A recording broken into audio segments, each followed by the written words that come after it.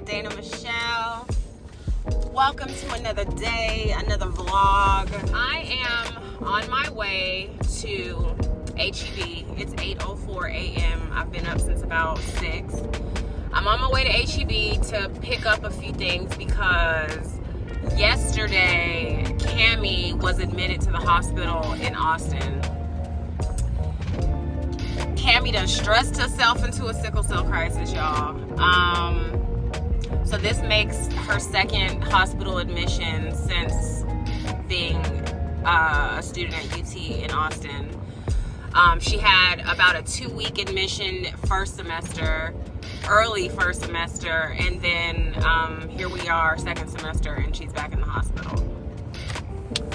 So I'm going to HEB to pick up some snacks for her, and then I'm getting on the road to Austin to first go to her dorm and grab some of her necessities, and then I'm gonna take her all this stuff up to the hospital, lay eyes on her, introduce myself to everybody to let them know that she has somebody, because that's important. And then I gotta get back here to San Antonio before 2 o'clock when Kyra's teacher is supposed to come to do school with her. So I'm about to be busy, y'all. I'm about to be on these highways and byways. So, oh my gosh. This is crazy. It sounds insane, but y'all, this is literally my life. It's always like this. In my heart, I'm a very spontaneous person. I would love to just up and do this and do that, but stuff like this happens. Sickle cell happens. And I hate blaming sickle cell on everything, but sickle cell disease has been the root of everything. I can't say everything bad because we've had some blessings in there as well. But sickle cell, it's one of those illnesses that you can do your best to manage it, but sickle cell just does sickle cell. What is that back there? Oh. Sickle cell does what sickle cell does, and sometimes your best is not good enough, and it's like, nope. So it's I'm just praying, y'all, that soon that there is a obtainable treatment cure to relieve these people, all of the people who have sickle cell disease, because it is a horrible illness, y'all, and it destroys the insides. Just it's horrible. That's all I'm gonna say. And not only does it cause physical damage, but it causes mental damage, it causes financial strain, it causes relationship strain, it causes social strain. It literally penetrates everything. I don't know what the Lord saw in me to say, yup, she got this, cause baby, I do not. I don't have it.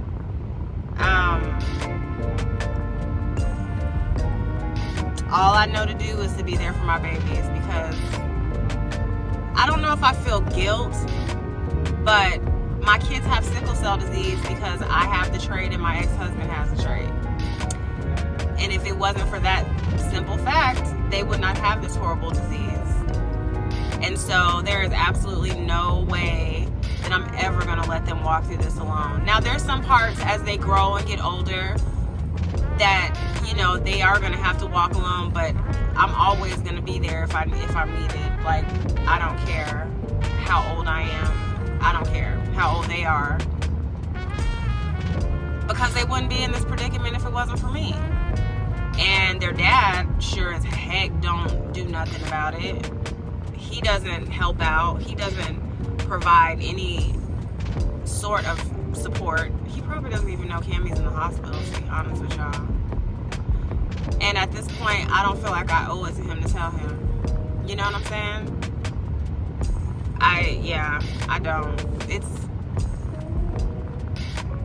It's really hard, y'all. Like, so me and my ex-husband, we will be divorced 12 years in July. Wow. And in our marriage, we were married for almost 8 years. In our marriage, my ex-husband, when I say he did more than cheat, he had whole separate lives with other women while we were married. Y'all, crazy. The brother was good. I don't know how he did it, or I was just dumb, or maybe both. I don't know. But I didn't divorce him for that. I divorced him because I lost respect for him, because he wasn't a father. He wasn't a man. He wasn't a man in our home. I was paying all the bills. He wasn't doing nothing. Like, I'll get into the details another time, but I left him, and I was able to divorce him because I fell out of love with him, because I lost respect for him. And I wholeheartedly believe you cannot love someone and not respect them. I don't know how anybody could do that. But yeah, I divorced him because I lost respect for him and no longer loved him. And so any but any bad feelings that I have towards my ex-husband has absolutely nothing to do with no other woman or anything like that. I'm way past that. That doesn't even matter. The issue that I still have with him, and again, I'm not perfect.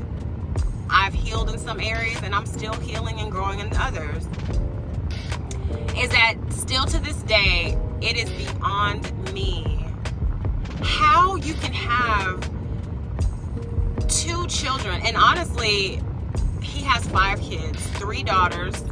His oldest daughter will be 27 at the end of this month. I love you, Kiki. And then Cammie and Kyra. Cammie's 19, Kyra's 17. She'll be 18 in May. And then him and his now wife have 2 young boys, both under the age of 10. And let me just say, his wife now, she makes sure he takes care of them kids. Like, she makes sure. And I ain't mad at her, because she know that he never did nothing for the other 3.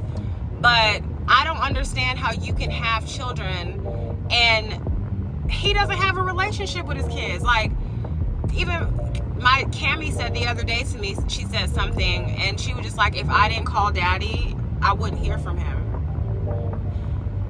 Unless he needed me to babysit. Like, because he will call her every now and again, and she'll drive down from college to come babysit so he can go out and play in his band and make whatever change he makes from playing little gigs around the city. And it breaks my heart, and I really shouldn't be airing all his stuff out, but I'm just frustrated because my girls deserve so much better. And I'm also frustrated because Cammie and Kyra have 2 parents, but only one shows up. And the one that shows up is exhausted because I'm trying to be here for Kyra here, get Kyra. There's so much going on with Kyra, with her health and her education, getting her through school. Then there's so much going on up in Austin with Cammie, in her college career, which is such a blessing, and trying to make sure that she can see it through and fulfill her dreams and goals.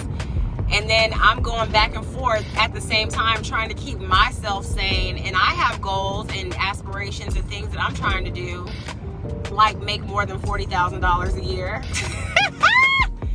Oh Lord.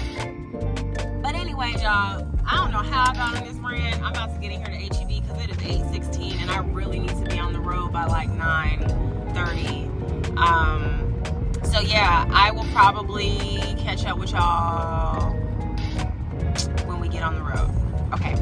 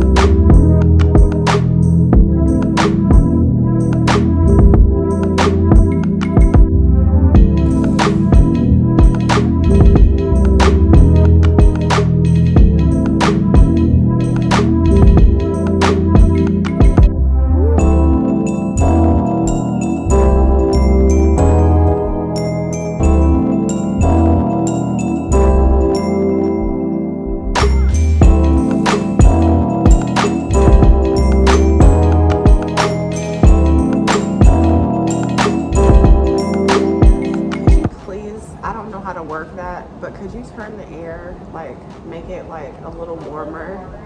Because, like, literally, that's why I'm like, it's like that cold air is like shooting up my nose.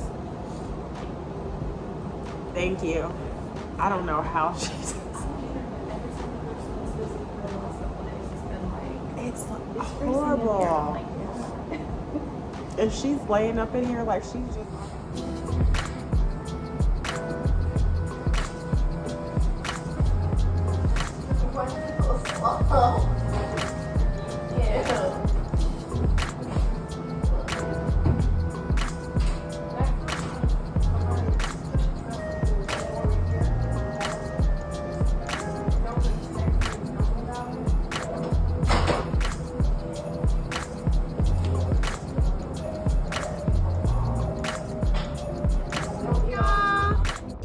Girl, Dana Michelle. Welcome to, I don't know if this is going to be a vlog or just chit chat, but welcome to my channel. If you're new here, I'm so happy that you stopped by. And if you like it here, please like, comment, and let me know what you like about the channel. And if you really, really like it and you're feeling me or whatever, go ahead and subscribe and hit the notification bell so you get notified every time I upload. And if you're already a subscriber, welcome back, welcome home. Hey, how you doing? You guys, it's been a little minute because life, per usual, has been lifing. And today is Thursday, February the 23rd. Cammie has been admitted into the hospital in Austin since last Wednesday. So it's been a week and a day since she's been in the hospital. My firstborn done stressed herself into a sickle cell crisis, y'all. So she's been in the hospital since last Wednesday. So y'all, I have been driving back and forth. I'm actually getting on the highway now. I just left her and I'm on my way back to San Antonio because Kyra's teacher is coming at 2. And so far my GPS has me arriving at my house at 1:34. So I'm cutting it close. So yeah, you guys, it's been crazy. I've been physically tired, physically exhausted, emotionally drained. I have not been doing anything, y'all. My house is so unorganized. I have so much laundry to fold and organize. It's just been crazy. I think yesterday Kyra had her apheresis, so we were at the hospital for the majority of the day yesterday in San Antonio. And then when we got home, Kyra got straight in the bed, which I knew. And so I kind of figured out what I was gonna eat, took my shower, and I ate. Y'all, your girl was asleep before 8 o'clock. Just tired, like drained. It's just, I'm exhausted, y'all. I am absolutely exhausted. My brain, when I say has been all over the place, it has been all over the place. Like, and I have to figure out some tools to put all of these thoughts in little folders in my brain and know how to put them away until I need to get to them, because I can't just keep having all these ideas doing this in my brain all the time, because I just can't. I gotta figure that out. I don't know if that's ADHD. I don't know if that has to do with my anxiety. I don't know what it has to do with, or maybe I'm just unorganized, or maybe it's just because my life is just this. But anyways, I wanted to give you guys an update on what's been going on, because it's been crazy. I have not been into work since last Wednesday, because when Cammie got admitted, I came straight up here, and yeah, I have not been into work. Thankfully, I've just been able to handle a lot of my duties from my laptop, which has been a huge relief being able to do that. But yeah, you guys, that's what's going on. It's just been a lot. And you know, like, another part of my frustration with this whole situation has been, now granted, I've been a single parent forever, but I was having a conversation with my mom, and I can say this because me and my mom had this conversation, and you know, I was just telling her how this situation has just been so exhausting and stuff, and I was just like, you know, I don't, you know, with my girls being 19 and 17, and you know, I've been doing this forever, I don't need a man to help me take care of my girls, right? Now, if I meet a man and he wants to be involved in whatever way, of course, but I don't need somebody. What I need is, I need someone to take care of me. Like, I just need that. And I was telling my mom, like, it would just be so nice after doing all this back and forth that I've been doing to come home and have a shoulder to lean on. And I mean that literally and like hypothetically, just to have someone to literally physically lean on, but also to have someone at the end of the day to just talk to and share and talk through things or whatever the case may be. And immediately when I said that, my mom was just like, well, Dana, you don't just want any shoulder. You want to make sure that shoulder is this and that. And I'm like, in the moment, I was like, I know that, but right now I'm just saying I need a shoulder. And what I needed to hear was, you know what, Dana, I completely understand that you do need a shoulder. And, you know, something like that, or I understand where you're coming from. Not immediately. Of course, we know after all the bad shoulders that I've had to lean on, that, you know, I know what I don't want, because at the end of the day, if I wanted a shoulder, I could have a shoulder. But I don't want just any shoulder. I want someone reliable. And, you know, we know all the things, but in the moment, I was just expressing that I needed a shoulder. And I felt bad because I wasn't mad at my mom, but that's not what I needed to hear in the moment. I needed just someone to say, I hear you, I get what you're saying, and yes, you do deserve that, and yes, you should have that, and that's it. But whatever.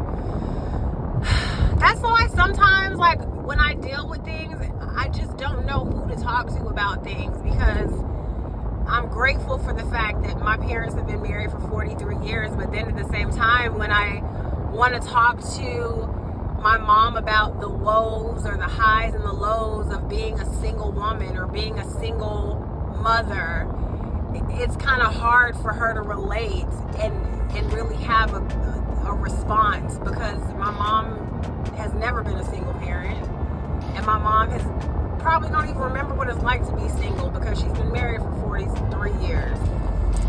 And then I can't, you know, it's hard talking to my sister, because even though my sister, I'm sure can recall what the single life was and the struggles and all that stuff, but my sister was never a single parent. So then there's that. So I don't have many people that I can relate to on both, you know, being a single parent and being a single woman. God help us in 2023, because there is a huge difference. A huge difference. Like, sometimes my parents, when I'm talking to them about, you know, the struggles that I've dealt with being a single parent, whether it's money or career or whatever, and my mom and dad always be like, well, we know what it's like to struggle, and you know, when your dad first joined the military and we were living in a little bitty apartment and we didn't have this, and your dad used to donate blood for extra money and this and that. And I'm like, okay, yes, I get it, y'all have struggled. However, a married couple struggling, granted my dad was in the military, But y'all are a married couple struggling together in the 80s versus a single mom struggling in 2023. There's a huge difference. Huge difference, right? Like, you can't compare. So although you can generally say we know what struggling is like, but struggling with someone is completely different when you're struggling by yourself. But I said all that to say that's why I find a lot of times the things that I go through in life as a single woman, as a single mother, as a single woman who's a single mother with 2 kids who have a chronic illness such as sickle cell disease, it's very isolating because it's like, who do you talk to? Because most times people don't know what to say. Most times when people ask me, hey girl, how you doing? Sometimes it's just easier just to say good. And now I don't do that so much because saying I'm good a lot of times is a lie. So sometimes I'll just be like, girl, I am, or I'm hanging, or whatever. But yeah, I find it to be very isolating a lot of times because it's like nobody will ever understand what it's like because it's insane. Like, who goes through this? Me. But such is life. Such is life. And I also find that I isolate myself in some situations when it comes to dating and men because I'm gonna just keep it real. Sometimes I'm like, who the heck is gonna want to be with somebody who deals with this stuff? Like, because I'm always gonna be there for my kids, always. But I keep reminding myself, and I'm trying to encourage myself that, Dana, there's somebody. But then sometimes I'm like, girl, you're knocking on 42.